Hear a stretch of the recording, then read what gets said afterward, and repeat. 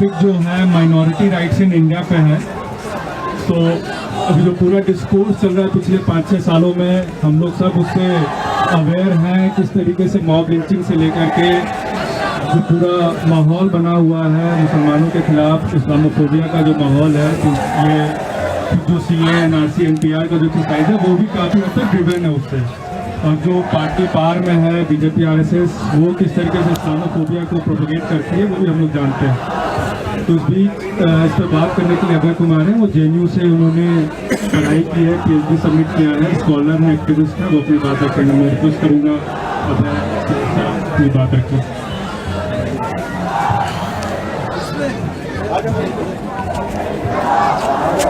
किसी को ऐसा तो नहीं है कि हिंदी उर्दू में किसी को नहीं। बहुत बहुत शुक्रिया कि मेरे जैसे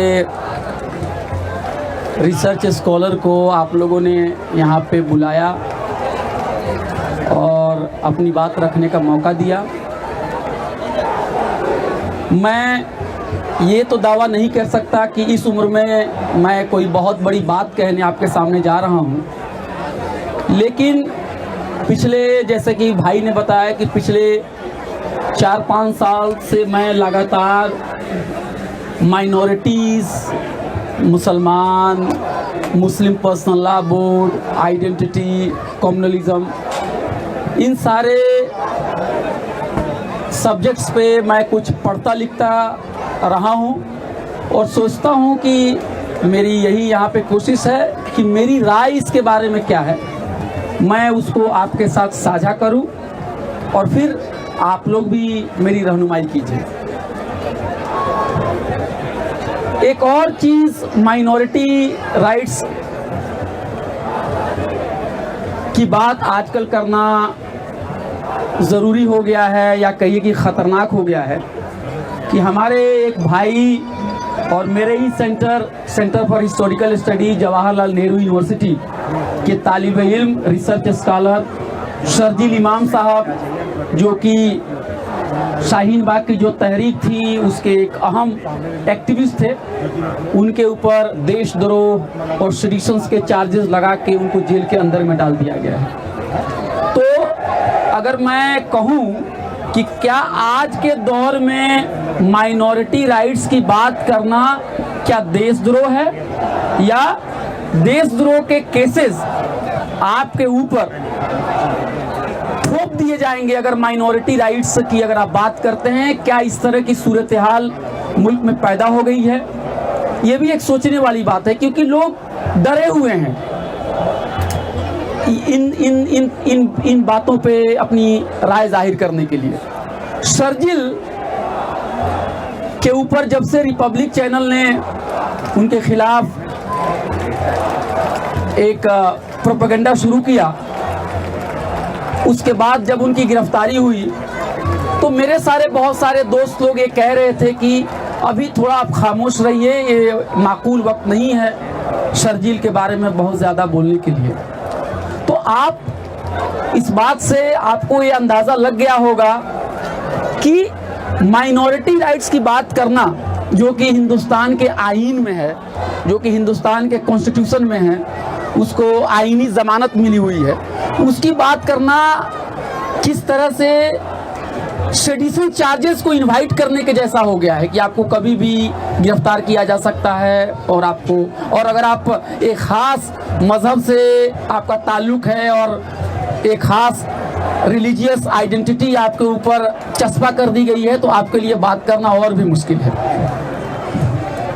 तो ये बैकग्राउंड है और मुझे लगता है कि यहाँ पे बात इसके बारे में होनी चाहिए और आप सब लोग पढ़े लिखे लोग हैं और मुझे भी आप लोग करेक्ट कीजिएगा और मेरी भी मदद कीजिए कि मैं कैसे इस चीज़ों को आगे बढ़ाऊँ और इसको कैसे आगे देखूँ। सबसे पहली बात तो ये है कि जब आप पूछते हैं कि माइनॉरिटी से आपका मुराद क्या है, कुछ लोग इंटरव्यू में भी हमसे पूछते हैं कि माइनॉरिटीज़ को आप डिफाइन कीजिए। क्या कश्मीर में हिंदू माइनॉरिटी हैं? इस तरह के भी सवाल होते हैं। क्या पंजाब में हिंदू माइनॉरिटीज़ हैं? भारत के संविधान में माइनॉरिटीज़ को कैसे डिफाइन किया गया? ये सब पेचीदगी है। एक पेचीदगी आजकल कुछ मेरे दोस्त जो दलित बहुजन डिस्कोर्स में हैं वो भी माइनॉरिटी वर्ड से उनको बहुत प्रॉब्लम है। वो क्या कहते हैं कि इस देश में जो पिछड़ा है, जो दलित है, वो इस देश में माइनॉरिटी नहीं है, वो इस देश में बहुजन है। और जो मुट्ठी भर जो लोग हैं, जो आला जात, जो ऊंची जाति के जो लोग हैं, वो जाति प्रथा का इस्तेमाल करके उनके ऊपर अपनी गुलामी थोपे हुए हैं। इसलिए माइनॉरिटी जब आप शब्द का इस्तेमाल करते हैं या माइनॉरिटी राइट्स के अंदर में आप जब डिस्कोर्स को खड़ा करते हैं तो फिर चीजें पूरी तरह से खुल के नहीं आती। एक उनका भी क्रिटिसिज्म है।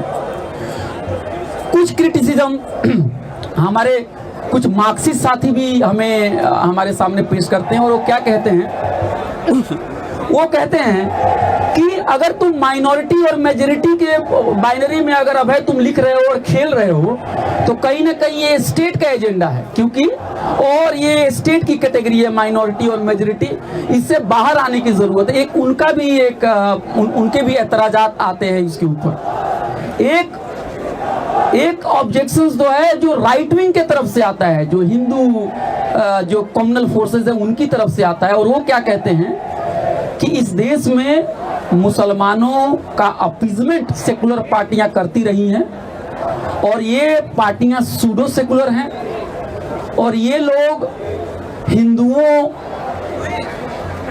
की आस्था, हिंदुओं के जो मफाद, उनके जो इंटरेस्ट हैं उनके लिए कभी खड़ा नहीं होते हैं और मुसलमानों को एक वोट बैंक समझ के माइनॉरिटीज करते रहते हैं ताकि वो किसी दिन जाके एक खास पार्टी को वोट कर दें और वो सियासत में बने रहें। इसलिए वो अपने आप को कहते हैं कि सूडो सेकुलरिज्म छोड़ दीजिए और आप माइनॉरिटिज्म भी छोड़ दीजिए और आप लोग जो सेकुलरिज्म की जो स्पिरिट है, जो ट्रू स्पिरिट है सेकुलरिज्म की, उसमें आप लोग ऑपरेट कीजिए। तो ये 2, 3, 4 अलग अलग एतराज़ात मैंने आपके सामने इसलिए रखे कि ये डोमेन इतना आसान नहीं है, क्योंकि इसका इस्तेमाल भी बहुत मुश्किल है। इसके ऊपर अलग अलग लोगों की राय है। अब हम लोग इसको कैसे देखते हैं, या फिर शर्जिल ने माइनॉरिटीज क्वेश्चन को किस तरह से देखा कि उसके ऊपर देशद्रोह लग गया। और क्या शर्जिल इमाम की जो तहरीरें हैं, जो उसकी राइटिंग्स है, उसको पढ़ने के बाद और पुलिस का जो चार्जशीट है और पुलिस के जो इल्जामात है उसमें कहीं मेल है? क्या शर्जिल इमाम को हमें डिसोन कर देना चाहिए, या कहें कि शर्जिल इमाम माइनॉरिटीज के बारे में क्या सोचता था? ये सवाल मेरे सामने है। सबसे पहले ये बात कि माइनॉरिटीज की जब हम बात कहते हैं तो माइनॉरिटीज का मतलब रिलीजियस माइनॉरिटीज नहीं होता है। सिर्फ माइनॉरिटीज का मतलब सिर्फ रिलीजियस माइनॉरिटीज नहीं होता है। इसलिए कि अगर आप भारत के संविधान सभा, जो कॉन्स्टिट्यूएंट असेंबली, आईन साज असेंबली के डिबेट्स को देखें तो आपको ये बात बिल्कुल जाहिर हो जाएगा कि माइनॉरिटीज का मतलब सिर्फ मजहबी ग्रुप्स नहीं है। क्योंकि सरदार पटेल जब आईन साज असेंबली, कॉन्स्टिट्यूएंट असेंबलीज की जब डिबेट चल रही थी और माइनॉरिटीज के सवाल को लेके बहसें बहुत चल रही थी, तो जब उन्होंने रिकमेंडेशन दी तो उन्होंने माइनॉरिटीज को 3 ग्रुप के अंदर में रखा। एक ग्रुप के अंदर में आपको क्रिश्चियन और आपको एंग्लो इंडियन, फिर किसी दूसरे ग्रुप में सिख थे, और जो तीसरा ग्रुप था उसके अंदर में उन्होंने शेड्यूल कास्ट और मुसलमानों को रखा। यानी उन्होंने जो क्लासिफिकेशन किया वो उनके पॉपुलेशंस के बुनियाद पे था, और पहले ग्रुप में जो माइनॉरिटीज थे और जो दूसरे ग्रुप में जो माइनॉरिटी थे उनकी आबादी 1 या 2% थी, और जो तीसरे ग्रुप में जो माइनॉरिटीज थे उनकी आबादी अच्छी खासी थी, जैसे कि मुसलमान और शेड्यूल कास्ट। अच्छा, तो अगर हम अपने भारत के संविधान प्रक्रिया को अगर नजर उठा के देखें तो इससे यह बात साबित हो जाती है कि माइनॉरिटीज का मतलब सिर्फ मुसलमान नहीं है, और माइनॉरिटीज का मतलब सिर्फ नंबर गेम से नहीं है। क्योंकि अगर नंबर गेम से ही अगर आप माइनॉरिटीज़ को देखने की कोशिश करेंगे तो मुसलमानों की अच्छी खासी आबादी है हमारे मुल्क में, तकरीबन 20, 25, 30 करोड़ के करीब में है। दलित भाई भी तकरीबन 25, 30 करोड़ के करीब में हमारे मुल्क में होंगे। तो इतनी बड़ी आबादी को अगर नंबर की बुनियाद पर अगर हम माइनॉरिटीज़ कहेंगे तो ये नहीं है।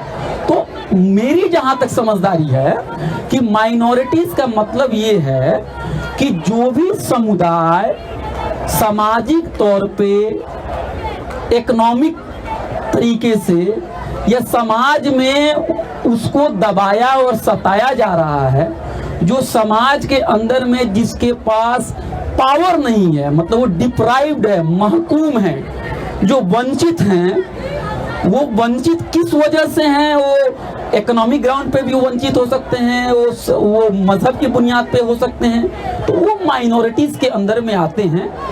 और जहाँ तक बात रिलीजियस माइनॉरिटीज़ की है तो उनके साथ सामाजिक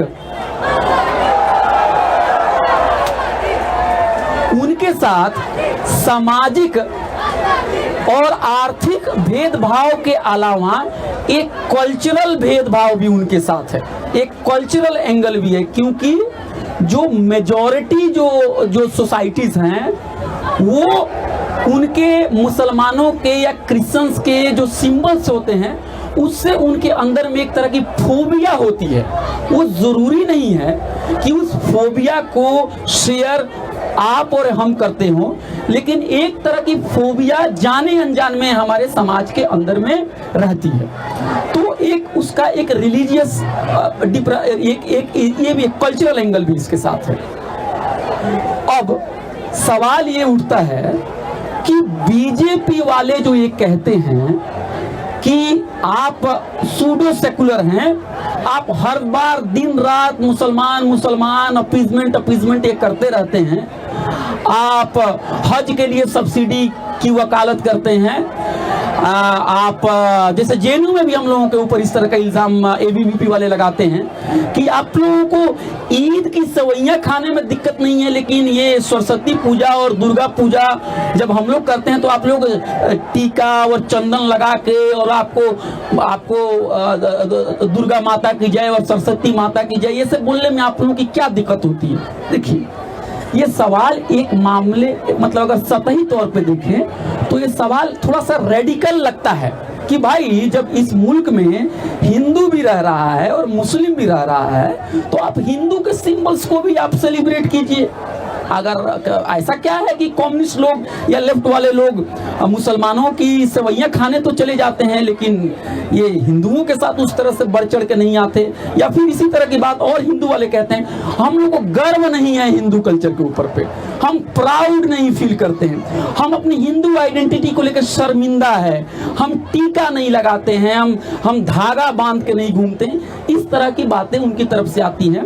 और फिर जो लेफ्ट के लोग हैं उनके ऊपर होता है अब जब नाम रहेगा अल्लाह का वो गायब भी है वो हाजिर भी है, ये सब कहने में तो आप लोगों को दिक्कत नहीं होती है और ये कहने में क्या आप लोगों की दिक्कत है। ये बात जो है वो सुनने में तो लगता है कि ठीक है बराबरी की बात है, इसमें क्या दिक्कत है। लेकिन ये इसके पीछे मेरी जहाँ तक समझदारी है जो हिंदुत्व के लोग हैं वो इतने सीधे साधे और भोले भाले लोग नहीं हैं वो इतने सीधे साधे और भोले भाले लोग नहीं हैं। उसके पीछे एक मनसा काम करती है, एक डिजाइन है उनके पीछे। वो क्या डिजाइन है? ये डिजाइन जब मैं आपको ये डिजाइन जो है वो कहीं ना कहीं इस तरह की गलतफहमी जो लिबरल्स लोग हैं अपने आप को कहते हैं लिबरल्स, जैसे हमारे शशि थरूर साहब जो हैं या काजू साहब हैं, ये लोग भी इसको नहीं समझ पाते हैं क्योंकि कैसे हम बीजेपी के खेल में हम फंस जाते हैं। देखिए, इक्वालिटी का जो कंसेप्ट है, बराबरी जिसको हम कहते हैं, समानता कहते हैं, ये दो लेवल पे इक्वालिटी की हम बात कर सकते हैं। एक इक्वालिटी का मतलब है प्रोसीजरल इक्वालिटी और एक इक्वालिटी का मतलब है सब्सटैंटिव इक्वालिटी। तो जो बीजेपी के जो आइडलो जो हैं, चाहे वो आडवाणी जी हो चाहे अरुण शौरी जैसा तेज तर्रार पत्रकार हो जिसकी किताब सेकुलर एजेंडा आप लोगों को जरूर उलाट के देखना चाहिए। और 1980 में अरुण शौरी साहब बहुत ही तेज तर्रार सहाफत करते थे और फिर बीजेपी के लिए जो उन्होंने जगह बनाई उसमें शौरी जी का बहुत बड़ा रोल है। दूसरी बात है कि मोदी जी आज के दौर में उनको पसंद नहीं कर रहे हैं। तो उन लोगों की जो पूरी की पूरी जो दलील होती है वो इक्वालिटी की जो बात करते हैं वो प्रोसीजरल इक्वालिटी पे होती है, और वो जो इक्वालिटीज की बात कर रहे हैं वो लिबरल इंडिविजुअलिज्म की जो हमारी अंडरस्टैंडिंग है, लिबरल इंडिविजुअलिज्म की जो अंडरस्टैंडिंग है इक्वालिटी की, उससे वो बोरो करते हैं। लिबरल इंडिविजुअलिज्म की इक्वालिटी का क्या मतलब है? इसका मतलब यह है कि इंडिविजुअल यानी मैं एक इंसान और मैं एक फर्द, मैं ही राइट्स का बियरर हूं। जितने भी हुकूक और पॉलिसी सरकार की बननी चाहिए वो इंडिविजुअल को ध्यान में रखनी चाहिए। और इंडिविजुअल की जो अंडरस्टैंडिंग जो लिबरल लोग दे रहे हैं वो क्या है कि इंडिविजुअल बहुत ही रैशनल है, फ्री है, उसका कोई ताल्लुक किसी कम्युनिटी किसी कल्चर से नहीं है। बिल्कुल बिल्कुल जैसे सेव किया हुआ बिल्कुल है, उसके पास कुछ भी पीछे की कोई उसके पास कोई बैगेज नहीं है। बिल्कुल इंडिविजुअल जो है ना, समझिए बिस्कुट के कारखाने से निकल रहा है। सारे इंडिविजुअल एक ही तरह के हैं। जैसे पार्ले जी का बिस्किट आप ले लेना, तो अगर 1000 बिस्किट अगर पार्ले जी के डब्बे को खोल के देखें तो सब एक ही तरह से दिखते हैं। उसी तरह से हिंदुस्तान में सारे इंडिविजुअल एक ही तरह के हैं। उनके बीच में ना कोई कल्चरल आइडेंटिटी है, ना कोई उनके बीच में कोई रिलीजियस आइडेंटिटी है, ना उनके अंदर में कोई जात पात है, ना कोई उनके अंदर में किसी तरह का फोबिया है। बिल्कुल कॉन्स्टिट्यूशन ने कह दिया कि लिबरल्स को कि इंडिविजुअल को राइट दिया गया है और ऐसे ही इंडिविजुअल हमने पैदा कर दिया। तो इसी लिबरल अंडरस्टैंडिंग को आरएसएस और बीजेपी के तेज तर्रार जो थियरिटिशियन हैं उसको वहां से बोरो करते हैं और फिर उसी डंडे से कहते हैं माइनॉरिटी राइट्स की बात मत कीजिए, आप इंडिविजुअल की बात कीजिए, आप भारतीय की बात कीजिए, आप इंडियननेस की बात कीजिए, आप क्यों माइनॉरिटीज की बात कर रहे हैं। और मैं आपको बताऊं कि बहुत सारे लेफ्ट लिबरल से भी जब मेरी बहस होती है तो मुझसे क्या कहते हैं, नाम तो उनका नहीं रखूंगा, लेकिन वो मुझसे क्या कहते हैं, अब है तुम जितना ही मुसलमानों के लिए उनके राइट्स की बात करोगे उतना ही बीजेपी मजबूत होता चला जाएगा, इसलिए मुसलमानों के बारे में कोई बात मत करो। अभी कांग्रेस में भी कुछ साल पहले 1-2 साल पहले सोनिया जी का बयान आया था। वो इंडिया टुडे के पत्रकार अरुण पुरी जी से के साथ वो इंटरव्यू दे रही थी और उन्होंने कहा था कि there is an impression that the Congress party has become a party for the Muslim। अब सेकुलर पार्टी जो कांग्रेस अपने आप को सेकुलर कहती है वो भी बीजेपी के उस ट्रैप में आई है कि भाई मुसलमान की बात किया तो बीजेपी आ जाएगी और फिर इलेक्शन से हार जाएंगे। केजरीवाल साहब को देखिए, केजरीवाल साहब को बयान आप लोग को याद ही होगा कि केजरीवाल साहब ने कहा कि मुसलमानों को तुम टिकट दो या मत दो, मुसलमानों को तुम टिकट दो या ना दो, बीजेपी के खिलाफ खड़े हुए हो तो वो तुमको वोट देंगे ही देंगे। यानी एक लिबरल और कम्युनल लोगों के बीच में एक तरह की अंडरस्टैंडिंग बन गई है कि इंडिविजुअल राइट्स की बात करना है, हिंदू और मुसलमान के मसले में नहीं पढ़ना है, हिंदू में तो पढ़ना है, मुसलमानों के किसी मसाइल को नहीं उठाना है। अब सवाल ये उठता है कि बड़े बड़े अच्छे लिबरल जो लोग हैं वो अगर मुझसे सवाल करें, मान लीजिए शशि थरूर साहब या कटजू साहब या दीपांकर गुप्ता, इस तरह के लोग अगर मुझसे सवाल करें कि अब है इंडिविजुअल की बात करो, यहाँ मजहब की बात कहाँ आ जाती है, तो उनसे भाई मैं उनसे यही गुजारिश करूंगा कि सरकार अपने आप को न्यूट्रल होने का दावा करती है, पब्लिक कल्चर इस तरह से पेश किया जाता है जैसे मानो कि वो बिल्कुल सेकुलर पब्लिक कल्चर है। लेकिन किसी भी मुल्क के पब्लिक कल्चर को अगर आप देखें तो आप पाएंगे कि वहां पे मेजॉरिटेरियन मतलब अक्सरियत, बहुलता वाले जो बहुसंख्यक जो लोग हैं उनके कल्चरल्स और सिंबल्स इस तरह से उसका इतना इस्तेमाल हुआ है कि वो बिल्कुल नॉर्मल लाइफ बन चुका है आपकी जिंदगी में, और आपको ये लगता है कि ये तो बिल्कुल नॉर्मल है। मतलब स्कूल के अंदर में होली मनाना, दिवाली मनाना बिल्कुल नॉर्मल है, और ईद मिलन मनाना लगता है कि अरे कांग्रेस पार्टी को तुमने ज्वाइन किया है क्या, या ओखला से टिकट लेने का तुमको इरादा है क्या। तो ये इस तरह की सोच हमारे अंदर में हुई है, इस तरह की। इसलिए बहुत सारे स्कॉलर्स लोग इस बात को कहते हैं कि जब तक हम माइनॉरिटीज के राइट्स, उनके लिए ग्रुप डिफरेंशिएटेड राइट्स की बात नहीं करेंगे और हम सिर्फ लिबरलिज्म और इंडिविजुअल लिबरलिज्म तक ही अगर अपनी सारी डिस्कोर्स को महदूद करके रखेंगे, तो आपने गेम को जो है ना वो मेजॉरिटी कम्युनिटी के लिए खुला छोड़ दिया और वहां पे आपने एक मेजोरिटेरियनिज्म को आपने वहां पे बढ़ावा दिया है। ये बातें और यही बातें बीजेपी से फिर मेरी जुड़ती है कि बीजेपी या लिबरल्स लोग जो हैं वो जब इक्वालिटी की बात करते हैं तो वो लिबरल कंसेप्शन ऑफ इक्वालिटी और प्रोसीजरल कंसेप्शन ऑफ इक्वालिटी की बात करते हैं। लेकिन हम जैसे लोग या जहां तक मेरी समझदारी है कि हम लोगों को सब्सटैंटिव इक्वालिटीज की बात करनी होगी। जब हम सब्सटैंटिव इक्वालिटीज की बात करेंगे तो हमें यह बात अच्छे से समझ में आ जाएगी कि किसी भी देश में, चाहे वो दुनिया का सबसे बड़ा जमहूरियत ही क्यों ना हो, वहां पर भी बहुसंख्यक समाज के जो धर्म या जो उनके आस्थाएं हैं या उनके जो रिलीजियस कल्चर्स हैं वो बिल्कुल कॉमन और नॉर्मल और सेकुलर पब्लिक स्फीयर का पार्ट बन चुका है। लेकिन वहां पे माइनॉरिटीज के कल्चर की अगर बात करेंगे तो ऐसा लगता है कि एलर्जी होनी शुरू हो गई। आप डीटीसी की बसेस में जाएं, हर जगह आपको हनुमान जी और भगवान जी के पिक्चर आपको या उनकी तस्वीर मिल जाएगी। जब से बीजेपी आई है मैंने खास तौर से मैंने देखा है कि जितने भी सरकारी इदारे हैं वहां पे बड़े बड़े भगवान के पोस्टर लगाए गए हैं। ये कोई उनके अपने घर की बात नहीं है। रेडियो में मैं जाता हूं कभी कभी तो मैंने देखा कि रेडियो स्टेशन में एक जगह है जहां पे चाय मिलती है सीढ़ी के पास, और वहां पे बड़ी सी तस्वीर एक हनुमान जी की लगी हुई है।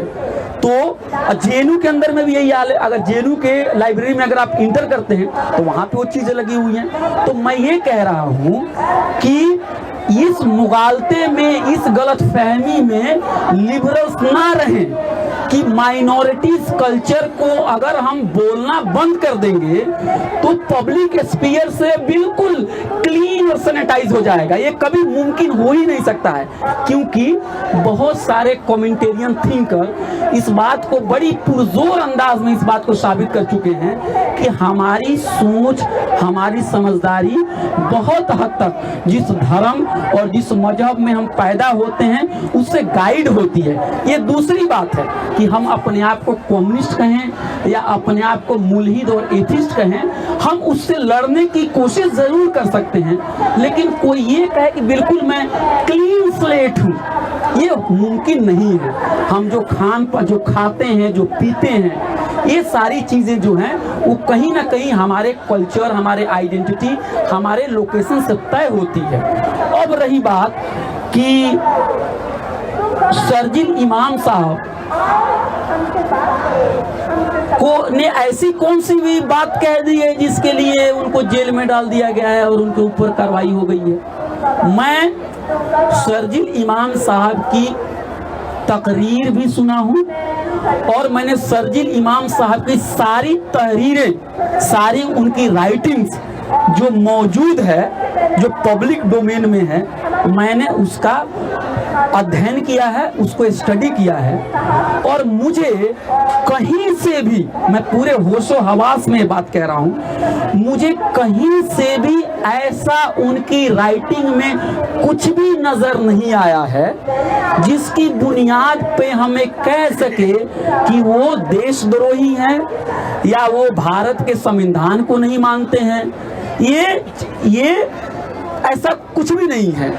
उन्होंने क्या किया है, शर्जील इमाम साहब ने क्या किया है, जिसको लेके बहुत सारे लिबरल्स लोग भी उनके साथ नहीं आते हैं। देखिए, मैं जानता हूं कि शाहीन बाग में उनके जो उनके स्ट्रेटजी है उसको लेके यहाँ पर भी राय अलग अलग है। मैं उस राय की कद्र करता हूँ। जिस रास्ते पे वो चलना चाहते हैं, अगर मैं उनका दोस्त हूँ और उनके साथ खड़ा हूँ तो जरूरी नहीं है कि उनकी हर बातों को मैं तायद करूँ, लेकिन एज ए स्कॉलर मैंने उनकी राइटिंग्स को पढ़ी है और उन्होंने भी कभी अपनी राइटिंग्स में, जहां तक मेरा मुताला है, भारत के संविधान को तोड़ने की या उसको खत्म करने की बात बिल्कुल नहीं की है। उन्होंने भी माइनॉरिटी राइट्स की बात की है, उन्होंने भी प्लुरलिज्म की बात की है, उन्होंने भी हार्मनी की बात की है, लेकिन उनकी बातें इसलिए नागवार गुजर गई क्योंकि वो जिस डिबेट को यहाँ पे लाना चाहते हैं उसको भारत के संविधान के जो मेकर्स थे उन लोगों ने सोचा कि ये 1947 में सारे सवालात खत्म हो चुके हैं और फिर आजाद भारत में इसको कोई उठाएगा नहीं और उठाएगा नहीं। लेकिन शर्जील इमाम हिस्ट्री के स्टूडेंट है, उसने किताबें पढ़ी और हिस्ट्री मुझे इसलिए अच्छा लगता है क्योंकि ये चीजों को माजी में जाके आपको बताता है और जब माजी में चीजें बताई जाती है तो आपको डर लगने लगता है, अब देखिए सेकुलरिज्म के डिबेट को लीजिए। सेकुलरिज्म का डिबेट क्या है हिंदुस्तान में? कुछ लोग सेकुलरिज्म के बारे में एक तरह का डिबेट होगा, क्या भारत का सेकुलरिज्म धर्मनिरपेक्ष है? क्या स्टेट को रिलीजन से अपने आप को दूर रखना चाहिए या रिलीजन से उसको न्यूट्रलिटी बनानी चाहिए, जिस तरह की बात लेफ्ट के लोग करते हैं? या सरकार की जिम्मेदारी ये है कि सरकार की जिम्मेदारी ये है कि गांधी जी के मुताबिक सारे धर्मों के साथ बराबर का सलूक किया जाए और स्टेट नेसेसरली किसी रिलीजन को दबाने की कोशिश नहीं करेगा। एक इस लेवल की डिबेट है। एक लेवल की डिबेट आशीष नंदी और टीएन मदान की ये है, वो लोग ये कह रहे हैं कि क्या सेकुलरिज्म का रूट वेस्टर्न है या सेकुलरिज्म का रूट बाहरी है जो हिंदुस्तान जैसे मजहबी समाज के अंदर में ये काम नहीं कर सकता। फिर कुछ लोग ये कहना शुरू करेंगे कि आपने मजहब के अंदर जो टॉलरेंस है, कम्युनलिज्म बढ़ रहा है और इसलिए मजहब के बारे में बात करना फेथ के सेंस में कोई बुरी चीज नहीं है। एक इस तरह से भी सेकुलरिज्म को देखने की जरूरत है। कुछ लोग आज भी हैं, जैसे आपको डोनाल्ड स्मिथ जैसे लोग हैं जो आज भी उसी सोच में पड़े हुए हैं कि जब तक स्टेट और चर्च के बीच में कंप्लीट सेपरेशन ना हो जाए तब तक कोई स्टेट सेकुलर नहीं हो सकता। वो एक तरह की डिबेट है। लेकिन सेकुलरिज्म की एक और डिबेट है, ये डिबेट हिस्टोरिकल डिबेट है और यहीं पे शर्जील इमाम जैसा एक नौजवान बहुत ही ज़हीन और एक बड़ा इंटेलेक्चुअल उस चीज़ों को समझने की कोशिश करता है। और जब मैं ये बात बोलूँगा तो बहुत सारे लोगों को ये बात पसंद नहीं आएगी। ये बात पसंद इसलिए नहीं आएगी कि ये जो हमारी जो सोच है ना, जिसको शर्जील भी कहते हैं कि Congress versus BJP, secular versus communal, इसी सोच से हम इतने ज़्यादा ट्यून्ड हो गए हैं कि इससे बाहर जब हम बात करते हैं तो हिंदुओं को भी डर लगता है और मुसलमानों को भी डर लगता है कि भाई अगर इस फ्रेमवर्क से बाहर हम गए तो हमको बचाने वाला कोई नहीं मिलेगा। अब आप जरा सोचिए, 2-3 बातें कह के मैं खत्म करूंगा और मैं चाहूंगा कि इसके ऊपर आप लोग भी मेरी मदद कीजिए कि इस पे कैसा सोचा जाए। जब आप लोगों को मैं एक होमवर्क देना चाहूंगा, ये तो होमवर्क कहना अच्छी बात नहीं होगी, मैं एक होमवर्क देना चाहूंगा कि आप लोग आज़ादी से पहले मुसलमानों के और रिलीजियस माइनॉरिटीज के क्या हुकूक थे और आज़ादी के बाद मुसलमानों को क्या अधिकार दिए गए, इसमें फर्क एक चार्ट बनाइए और एक फर्क बताइए और उसके बाद आपको पता चलेगा कि जिस तरह की डिबेट माइनॉरिटी राइट्स के हमारे यूनिवर्सिटियों में चल रही हैं और उसमें आरएसएस और बीजेपी के लोग नहीं हैं, उसमें लेफ्ट के लोग हैं, उन लोगों ने क्या चीज़ों को समझने में और चीज़ों को सही सही बयान करने में ईमानदारी की है, ये आप लोगों का टास्क है। और मुझे पता है बहुत लोग हंस भी रहे हैं, उनको पता भी है, मगर ऐसे ही मैं बोल रहा हूँ कि आप लोग इस चार्ट को देखिए और सेकुलरिज्म को हिस्टोरिकली देखने की कोशिश कीजिए कि एक की सरदार पटेल जो हिंदू राइट के लिए आयरन मैन है, उनकी इतनी बड़ी कितनी हजार फीट करोड़ों रुपए के खर्च से उनकी मूर्ति और मुजस्समा गुजरात में नस्ब कर दी जाती है और पूरी सियासत चलती है सरदार पटेल वर्सेस नेहरू, सरदार पटेल वर्सेस नेहरू।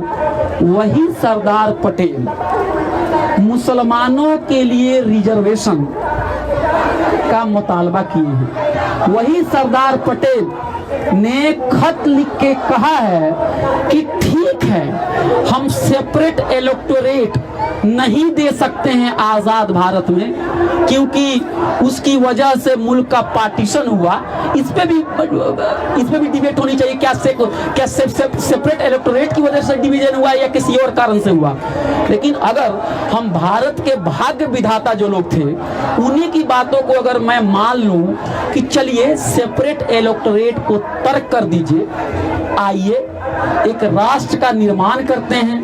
और इस राष्ट्र के निर्माण में चूंकि हमारे पास एक ऐसा इलेक्टोरल सिस्टम आ रहा है जिसको बोलते हैं ना फर्स्ट पास्ट, क्या बोलते हैं उसको, first past the poll system है। उसके अंदर में क्या होगा कि जिसको 51 वोट मिल गए हैं वो नेता हो जाएगा, वो विधानसभा और पार्लियामेंट में चला जाएगा। लेकिन जिसको ये बात सब जान रहे हैं कि आप अगर first past the poll system के तहत इंतखाबात करा रहे हैं तो उसमें जो भी छोटी छोटी पार्टियां हैं, जो अक़लियत हैं, उनका भला होने वाला नहीं है। तो इसके मद्देनजर सरदार पटेल ने ज्वाइंट इलेक्टोरेट के साथ मुसलमानों के लिए रिजर्वेशंस की बात कही, वो वादा कहाँ गया। दूसरी बात ये है कि पहले अंग्रेजों के जमाने में या 1935 एक्ट के तहत माइनॉरिटीज के लिए कैबिनेट में भी जगह होती थी, उनके लिए कुछ सीट्स रिजर्व किए जाते थे। सरदार पटेल ने अपनी बहस के दौरान ये कहा कि ठीक है, हम चीजों को रिजर्व नहीं करेंगे, लेकिन ये जो रवायत है कि उनको भी नुमाइंदगी मिलनी चाहिए, इसको हम तस्लीम करते हैं। ठीक है, मैं भी नहीं चाहता कि कोई चीज़ कलम बंद कर दी जाए और बिल्कुल हाँ 15% रिजर्वेशन देना, 15 देना ही होगा। ठीक है, वो 14 भी हो सकता है, वो 18 भी हो सकता है, वो 20 भी हो सकता है। ऐसा कुछ नहीं है कि कोई हम नोट का एक्सचेंज कर रहे हैं उसमें। लेकिन अगर आपने इसको लिखित तौर पर नहीं लाए तो कम से कम मुसलमानों को कैबिनेट में और ये सब में जगह मिलनी चाहिए। आज हिंदुस्तान में उत्तर प्रदेश जैसा बड़ा स्टेट जो यूरोप के किसी एक मुल्क के बराबर हो सकता है और शायद पाकिस्तान के बराबर भी हो सकता है, मेरी ज्योग्राफी अगर ठीक हो तो, वहाँ पे एक पार्टी जो बड़ी अक्सरियत लेके वहाँ पे आती है और एक भी सीट मुसलमानों को नहीं देती है, और जो बीएसपी 90 और 100 के करीब में मुसलमानों को टिकट देती है और वो कहीं ना कहीं उनके प्रोपोर्शनल रिप्रेजेंटेशन को टच करता है। जरूरी नहीं है भाई कि 15 है तो 15 ही दो, नहीं तो आसमान जमीन पे गिर जाएगा। 10 भी दे दो, कभी 20 भी दे दो, ऐसी कोई बात नहीं है, लेकिन एक स्पिरिट रहना चाहिए। तो उसके बाद उन्होंने क्या कैंपेन चलाया कि मायावती जो है ना मुसलमानों का तुष्टीकरण कर रही हैं, पाकिस्तान बना रही हैं, क्या क्या कर रही हैं, जिना कर रही हैं, क्या कर, और ये सब सारी जो चीज़ें हैं पब्लिकली कम होता है और अंडरग्राउंड जो होता है ना र्यूमर्स के लेवल पे ज़्यादा काम करता है। और जब इलेक्शंस हो गया, जब रिजल्ट आ गया और तकरीबन 15 से 20% मुसलमानों के वोट को आपने कुछ भी नहीं समझा क्योंकि वो कुछ असर नहीं कर पा रहा, तब क्या क्या क्या क्या डिबेट सामने लाया जाता है। डिबेट ये सामने लाया जाता है कि मुसलमान कब तक मेन स्ट्रीम से दूर रहेंगे। अरे भाई, भाजपा को वोट नहीं किया तो मेन स्ट्रीम से दूर हो गया। तुम ये तो नहीं कहते हो कि मैंने तुमको टिकट नहीं दिया तो तुम कितने मेन स्ट्रीम से के करीब और कितने उसके दूर हो। फिर उनके जो एजेंट पत्रकार हैं वो इस तरह के डिस्कोर्स करना शुरू कर दिया कि मुस्लिम लोगों को अब अपनी ये मतलब अलगाववाद और अपना सेपरेटिज्म को तर्क करना चाहिए, मेन स्ट्रीम में आना चाहिए। इस तरह की भी डिबेट आई। एक और बात मैं कहना चाहता हूँ कि क्या आप सब लोगों को पता है कि गांधी जी ने 1932 और 33 के दौरान में खुद उन्होंने एक मेमोरेंडा लिखा, उसको सर्कुलेट किया और गांधी जी ने उस मेमोरेंडम में खुद इस बात को कबूल किया कि मुसलमानों के लिए प्रोपोर्शनल रिप्रेजेंटेशन दिए जाएंगे और उनके पर्सनल लॉज को भी महफूज रखा जाएगा। अच्छा, ये बात आपको नेहरू रिपोर्ट के अंदर में भी ये सारी चीजें मिल जाती है। और एक और बात कहना चाहता हूँ, 1940 में जब मौलाना आजाद कांग्रेस के प्लेटफॉर्म से बतौर सदर यानी प्रेसिडेंट खिताब कर रहे थे तो मुसलमानों से मुखातिब हो रहे हैं और कह रहे हैं, अरे भाई तुमको डरने की क्या जरूरत है, ये कैसे मुमकिन है कि भारत जैसे मुल्क में जहाँ पे इतनी तादाद मुसलमानों की हो, जहाँ पे एक मुश्तरका तहजीब है, हिंदुस्तान का कोई ऐसा जर्रा नहीं है, कोई ऐसा गोशा नहीं है जहाँ पे मुसलमानों का और हिंदुओं का और इस्लाम का और हिंदुइज्म का मिला जुला एक तहजीब वहाँ देखने को ना मिले। और मैं बहैसियत सदर कांग्रेस पार्टी का आपको जमानत देता हूँ कि जब आजाद भारत में सरकार बनेगी तो मेजॉरिटी कम्युनिटी को माइनॉरिटीज कम्युनिटी के रिलीजियस मसले में दखल अंदाजी करने की इजाजत नहीं होगी और उनको एक तरह का वीटो पावर उनको कल्चरल ऑटोनॉमी में दिया जाएगा। और आज क्या हम उस बात को दोहरा रहे हैं तो लोग क्या करें, मुस्लिम अपीजमेंट कर रहे हैं, मुस्लिम अपीजमेंट कर रहे हैं। तो और भी बहुत सारी चीजें हिस्ट्री से मैं चोरी कर करके कहीं से आपके सामने मैं लाऊंगा वक्तन फवक्तन और आपके सामने मैं पेश करूंगा। और जब कॉन्स्टिट्यूशन बनता है तो उसमें मुसलमानों के लिए रिजर्वेशन और ये सारी चीजें खत्म कर दी जाती है और सेकुलरिज्म की ऐसी डेफिनेशन दी जाती है जहां पे मुसलमानों के लिए रिजर्वेशन की बात करने का मतलब है कि सेकुलरिज्म खत्म। भाई कैसे खत्म हो सकता है जब मुसलमान इस देश में हर मामले में पिछड़ते चले जा रहे हैं। नेहरू के जमाने से उनकी पार्लियामेंट में जो रिप्रेजेंटेशन था वो कभी 5% से के करीब था। अगर उनकी हालत हायर एजुकेशन में दलितों से भी ज्यादा खराब हो गई है, और भी बहुत सारे हैं, सचर कमेटी पढ़ लीजिए, तो उनको रिजर्वेशंस देने में क्या दिक्कत है। लेकिन उनको रिजर्वेशंस देने की बात करने का मतलब है कि आप लिबरल और सेकुलर खेमे से आपका बायकाट लोग ये कहेंगे ये जाके शाहीन बाग में बिरयानी खा के इसका भी दिमाग खराब हो गया। इसलिए आप पॉलिटिकल साइंस की किताबें उठा लीजिए और मुझे बड़ा अफसोस होता है बड़े बड़े नामों राइटर्स का, जब वो भारत में नेशनलिज्म की बात करते हैं, जब कॉन्स्टिट्यूशनलिज्म की बात करते हैं, जब रिप्रेजेंटेशन की बात करते हैं, इन सारे सवालों को ऐसे मुंह छुपा के निकल जाते हैं जैसे गली में मैंने किसी का उधार लिया हो और मुंह छुपा के वहां से हम भाग जाते हैं वहां से। ये बात सबके साथ है।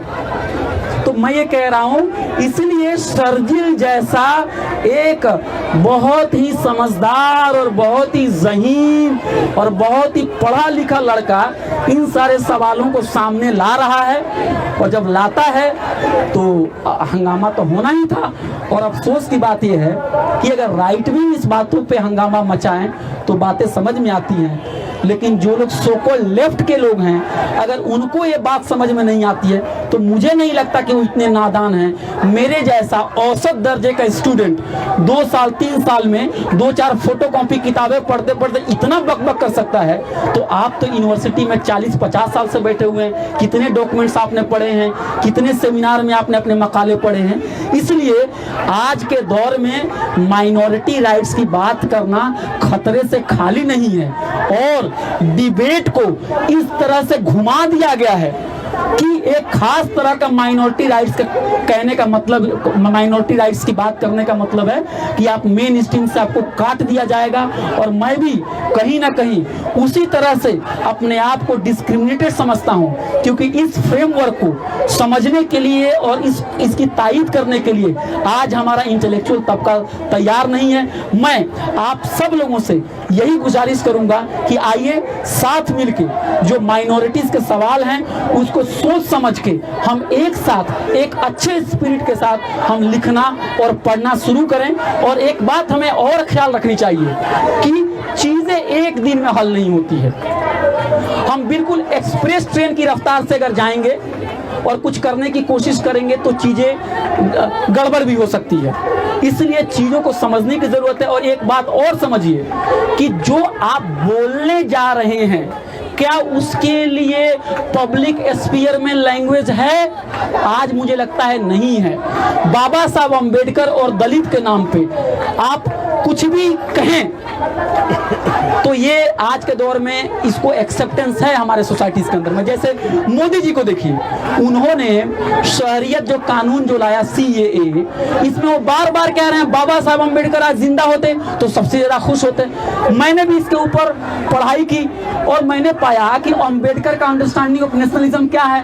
अंबेडकर का अंडरस्टैंडिंग ऑफ नेशनलिज्म ये है कि नेशन लैंग्वेज से सिर्फ नहीं बनता है, नेशन सिर्फ खित्ते से और इलाके से नहीं बनता है। नेशन को बनाने के लिए जो सबसे अहम चीज है उसको अंबेडकर ने अपने अल्फाज में सोशल फीलिंग कहा है, जिसको अगर हम अपने आम जबान में अगर उसका तर्जुमा करें उसको भाईचारा, बंधुत्व, उखुवत कह सकते हैं। तो अंबेडकर का नजरिया राष्ट्र का है उखुवत, भाईचारा, ब्रदरहुड, एक मित्रता। और आरएसएस का जो नजरिया है जिसके बानी जनाब सावरकर साहब है, वो नस्ल पे मबनी है, वो खून पे मबनी है, वो टेरिटोरियल नेशनलिज्म को कबूल नहीं करता है, वो रेशियल और प्रेमोडियल नेशनलिज्म की बात करता है। लेकिन देखिए अंबेडकर को यहाँ भी लेके आ गए उन्होंने इस सारे बिल को पास कराने के लिए। तो हम लोगों को भी अगर माइनॉरिटीज हुकूक के बारे में बात करनी है, सोच समझ के बात करनी है। और लैंग्वेज को भी, जो लैंग्वेज पब्लिक स्फीयर में जो हमारा लैंग्वेज है उसको भी बदलने की जरूरत है। और आखिर मैं ये कहूंगा कि माइनॉरिटी राइट्स की जरूरत क्यों है, इसलिए माइनॉरिटी राइट्स की जरूरत है। और यहाँ पे एक मैं ऐसे व्यक्ति को कोट करना चाहता हूँ जो कांग्रेस के मिनिस्ट्री में शिक्षा मंत्री रहा है, जो कांग्रेस की हुकूमत में शिक्षा मंत्री रहा है। और मुझे कोई कांग्रेसी मत कहिएगा, उनका नाम था हिमायू कबीर। हमारे राहुल दोस्त भी बैठे हैं, वो भी अपने आप को कबीर कहते हैं। तो हिमायू कबीर साहब मौलाना आज़ाद की जो किताब है इंडिया विंस फ्रीडम, उसको उन्होंने उर्दू से अंग्रेजी में एक तरह का डिक्टेशन लिया उन्होंने उनसे। और मौलाना आज़ाद के दोस्त थे वो ऑक्सफोर्ड से भी पढ़े हुए थे, कांट के ऊपर भी उन्होंने किताबें लिखी। और उन्होंने वो घूम घूम के लेक्चर दे रहे हैं 1960 के दौरान में। और उससे पहले नेहरू के ज़माने में वो वजीर तालीम भी रहे हैं। ऐसे शिक्षा मंत्री थे जो लिख सकते हैं और बोल सकते हैं। आज के शिक्षा मंत्री की तरह नहीं है वो लोग, जिनको अपनी डिग्री दिखाने में भी दिक्कत होती है। भाई डिग्री मत दिखाओ, मुझे डिग्री नहीं देखनी है, लेकिन कुछ अकल की तो बात करो, कुछ शिक्षा में सुधार तो करो। तो डिग्री भी नहीं दिखाएंगे वो, और शिक्षा में सुधार भी नहीं करेंगे, ये नहीं चलेगा। डिग्री मत दिखाओ भाई, कुछ हमारे लिए स्कॉलरशिप लाओ, तो एजुकेशन में पैसा बढ़ाओ, रिसर्च के लिए प्रमोट करो, जो प्राइमरी एजुकेशन है उस पर तुम काम करो। तुम भले ही पहला फेल हो, हमें उससे कोई दिक्कत नहीं है कागज नहीं दिखाए जी। तो उन्होंने उस जमाने में हिमायू कबीर साहब ने घूम घूम के एक लेक्चर दिया और उनकी बात मुझे काफी अच्छी लगती है। और मैं भी सोच रहा हूं उनको कोट कर दूं ताकि मुझे कोई ये ना कहे कि मैं कांग्रेस के खिलाफ सिर्फ यहाँ पे बोल रहा हूं।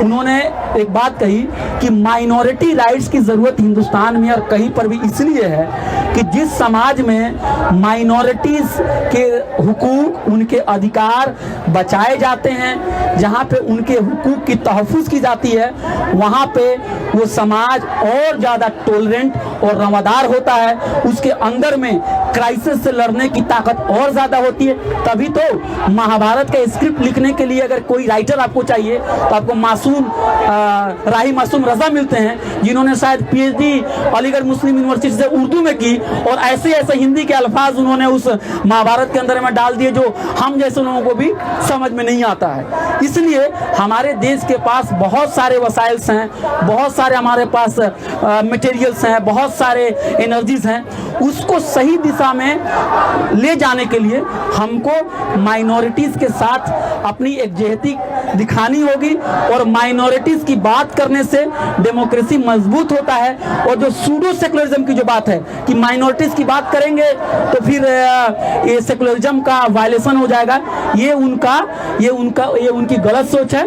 क्योंकि वो सेकुलरिज्म को एक खास तरह से उसको ऐसी तशरीह दे रहे हैं जो वेजिटेरियनिज्म को प्रमोट करता है। इसलिए जो काजू साहब और जो शशि थरूर जैसे लोग वो कहते हैं ना कि ला इलाहा इल्लल्लाह का नारा कहाँ लग गया, ये सब चीजें मुझे समझ में नहीं आता कि इतने समझदार लोग ऐसी कैसे बातें बोल सकते हैं। भाई इतनी बड़ी गैदरिंग है, यहाँ पे कौन सा इंसान क्या नारा लगा रहा है, कौन जाके उसके पीछे देख रहा है। जो मेन एजेंडा जो प्रोटेस्टर्स का है उस पे देखने की जरूरत है।